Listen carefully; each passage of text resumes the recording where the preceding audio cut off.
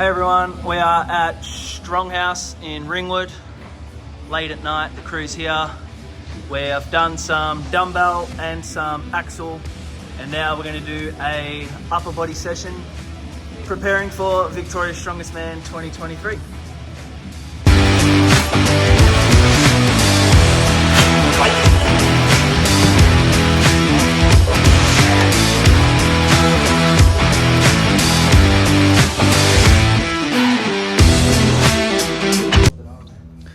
G'day everyone, Smitty here, just going to overdub my voice on top of this week's training.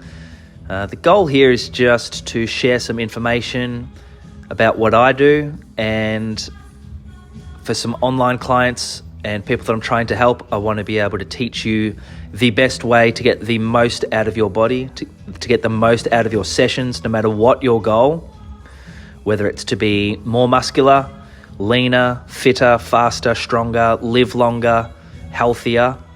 This type of strength training needs to be the cornerstone of your exercise regime, hands down. So on this particular day, I went and did some strongman training. So I've already done some monster dumbbell and some axle clean and press. And then I went on to upper body movements. I think I did 6 exercises in total.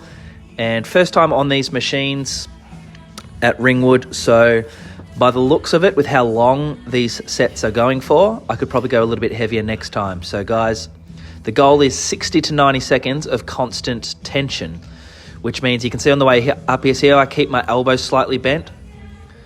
If I fully relax and go all the way up, it's more of a relaxed position on the pull down. So whenever you're doing a pull down, I want you to go up till just briefly before lockout and then slowly reverse. Those first 2 inches, try and make it as slow as possible. So we're using muscles only, no momentum. And you can see my biceps and forearms are getting a bit of work here, but the rear delts and the lats, the upper back, I'm sure if I've got the volume up, you'll hear me breathing. So we are pushing these muscles to the absolute limit. If you've got someone spotting you, like I've got Beck spotting me here, she can just add a little bit of she can just aid a little bit. You can see someone next to me on a machine and how fast they're going probably. So this is the pace. Well, there's many different paces. There's many different cadences, we would call it, that you can work at. But I am breathing hard. I am grimacing.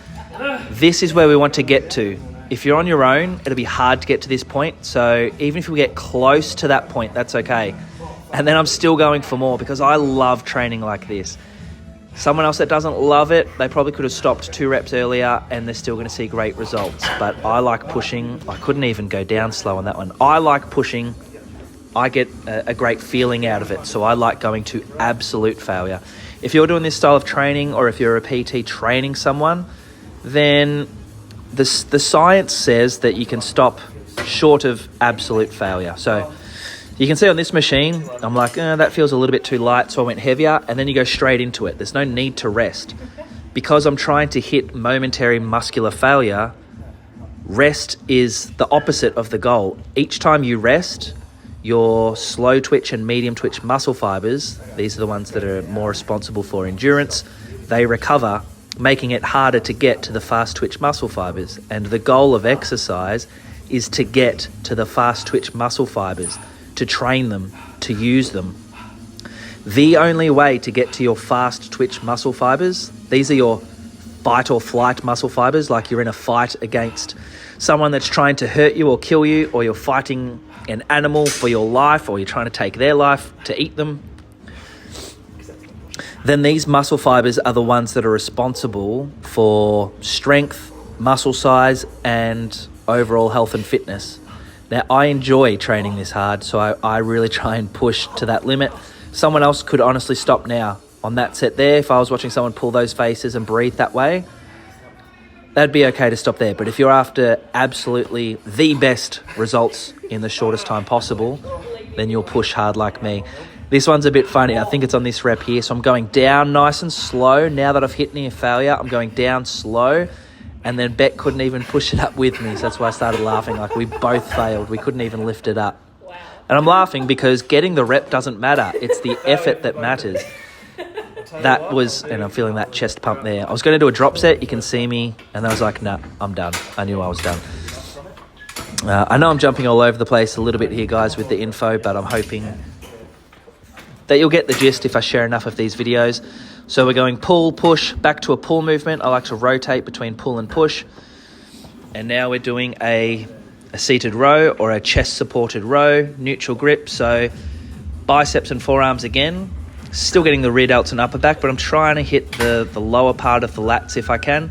And remember, the lats, your back muscles, they move your humerus, your upper arm. So instead of trying to move the weight, instead of just trying to move those handles, I imagine my elbows. I try and elbow someone behind me, and that's how I like to feel the lats. I was mucking around with the position a little bit just to try and feel comfortable. The chest pad makes it even harder on breathing because this is so dependent on deep, heavy breathing. I found the chest pad kind of annoying, so I don't love this exercise for this type of training, but it was still pretty good. And whenever I'm at a new gym, I like to play on new machines to get the feel for it.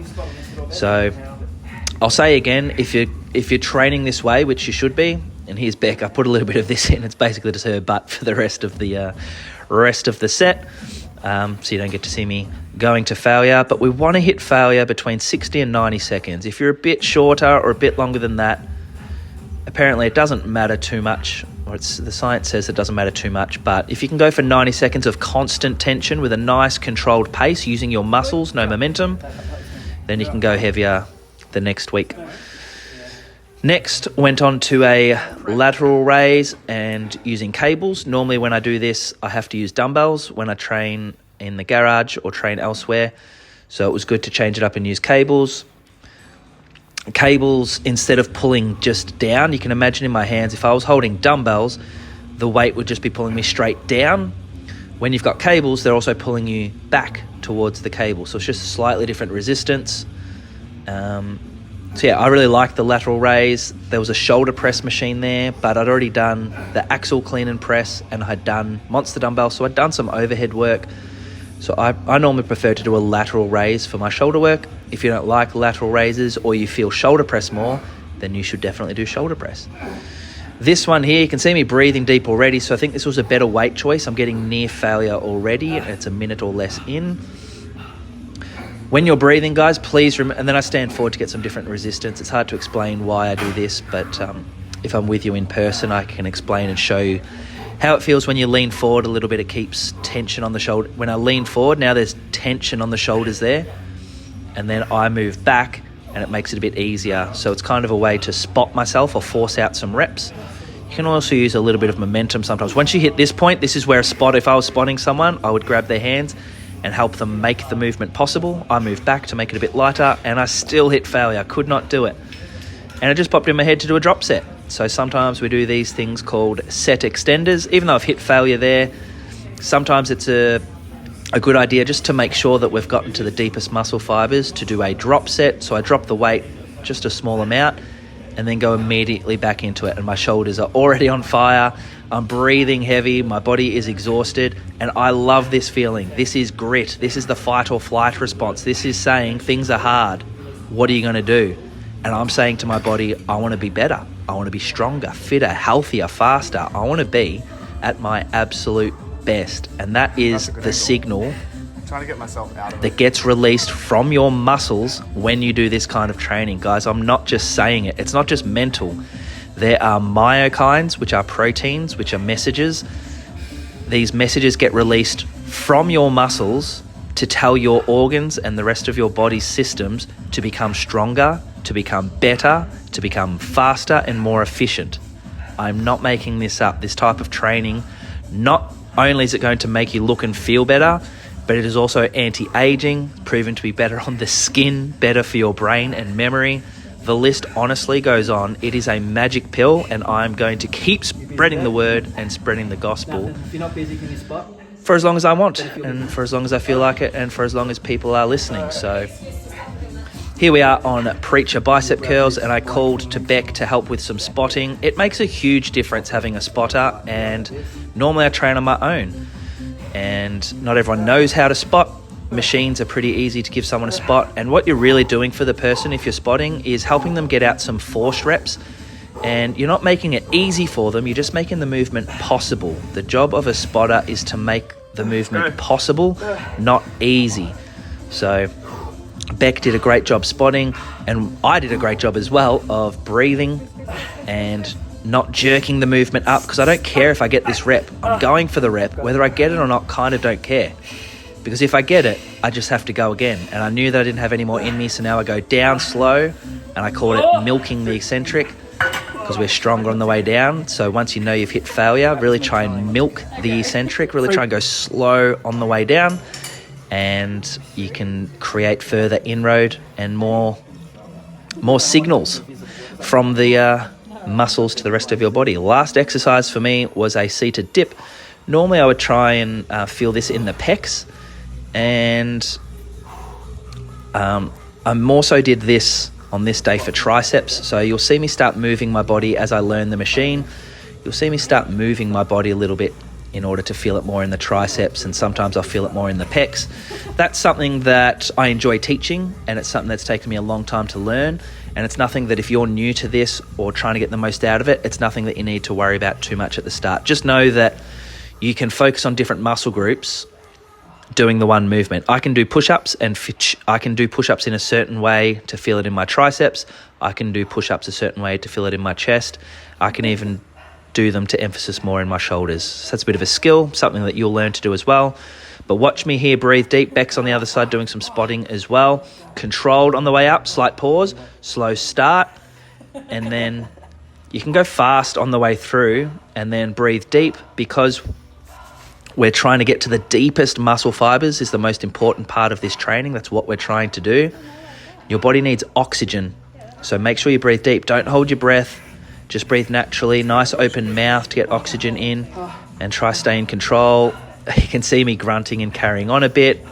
It's natural. I think it's normal, and I enjoy it. I almost gave up there mentally. You can see me give up. And look, I wanted to stop, and I quickly decided no, keep going. And look, I get a couple more reps. That's what makes the difference. This is what's going to... If you're trying to be competitive and trying to beat people at things, you have to push. If you're just trying to be happy and healthy and move well, maybe you don't have to push to the absolute limit like I do at this session, but we have to get close to failure. Thanks for listening, guys. Hope you learnt something, and I'll chat to you soon. See you at the next one. Bye.